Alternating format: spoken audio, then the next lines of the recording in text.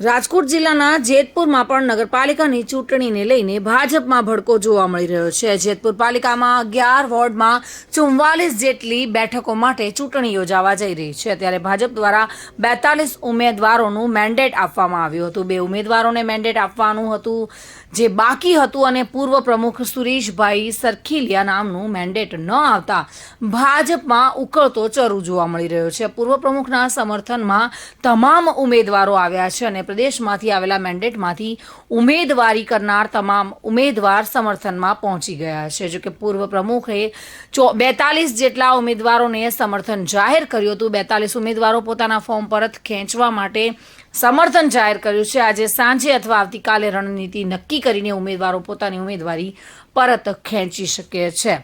જો કે જેતપુરમાં નગરપાલિકાની ચૂંટણીમાં ભાજપમાં ભડકો જોવા મળી રહ્યો છે અને હાલ તો ઉકળતા ચરુ જેવી સ્થિતિ છે।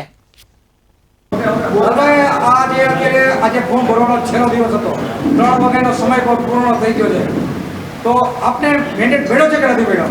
મને આજે ભારતીય જનતા પાર્ટી તરફથી મેન્ડેટ મળ્યો નથી। મેં ફોર્મ ભરેલું હતું પણ મેન્ડેટ મળ્યો નથી, એટલે આજે જે લોકોને મેન્ડેટ મળ્યો છે એ લોકો પણ અહીંયા મારી કાર્યાલય આવ્યા છે મારા સમર્થનમાં, અને લગભગ આગામી રણનીતિ અમે સાંજ સુધીમાં તૈયાર કરશું। અમારે કેવી રીતના ચાલવું, શું કરવું આગળ, એના માટે અમે મીટિંગ કરી બધાના મંતવ્યો લઈને પછી આગળ વધશું। કેટલા લોકોને ભારતીય જનતા પાર્ટીમાંથી મેન્ડેટ આપવામાં આવ્યું હતું, કેટલા લોકોને નહોતું આપવામાં આવ્યું? ભારતીય જનતા પાર્ટીમાં ટોટલ 11 માંથી 44 સભ્યો લડાવતા હતા, એમાંથી 42 લોકોને મેન્ડેટ આપવામાં આવ્યો હતો અને 2 લોકોને મેન્ડેટ નથી આપ્યો।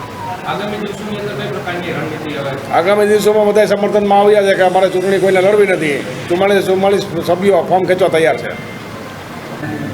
જેતપુર નવાગઢ નગરપાલિકાની આ સામાન્ય ચૂંટણીમાં ભારતીય જનતા પક્ષના ફરીથી બહુમતી આવે, ભારતીય જનતા પાર્ટીનું શાસન નગરપાલિકામાં આવે, એના માટે વોર્ડ વાઇઝ 1 થી 11 વોર્ડમાં ભારતીય જનતા પાર્ટીની પેનલ સુરેશભાઈ સરખીલિયાના વટપણ હેઠળ ગોઠવવામાં આવી અને તમામ ઉમેદવારો એ આજની તારીખમાં બધા પાર્ટીના આદેશ મુજબ ફોર્મ ભરવામાં આવ્યા છે।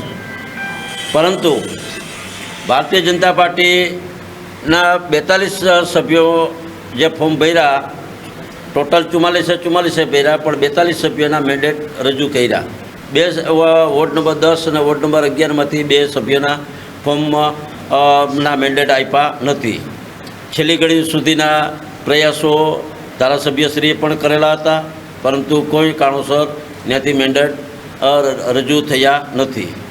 જે કારણે અમે 42 સદસ્યો અત્યારે 1 થી 11 વોર્ડના અહીંયા હાજર છે અને બધા અમારા નેતા તરીકે સુરેશભાઈ સરખીલિયા છે, એમના સમર્થનમાં અમે આગામી રણનીતિ અમે ગોઠવવાના છીએ। અને સુરેશ ભાલિયા સાથે bureau report, today Gujarati news.